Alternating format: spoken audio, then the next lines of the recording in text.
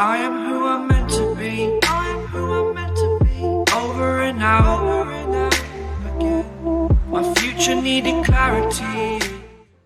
Hey guys, this is Anki here, and the build is finally over. It has been like over a month that I've been waiting for this computer to complete, because actually we stumbled upon a problem with the motherboard. So basically, after we finished the first build, the motherboard was not actually working properly. The audio jack was not actually functional, and we were not getting audio whatsoever. Even though with the graphic card we had a display port connection, we were getting audio via the monitor audio ports, but then the backside of the motherboard, like the HD audio, was not working. So actually we had to replace the motherboard via Asus, and it was a long process. Actually those guys took like forever to get the board replaced, but finally the board is over here, and I hope you guys will enjoy the build.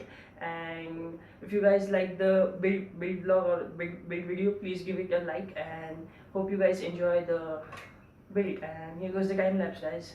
Enjoy.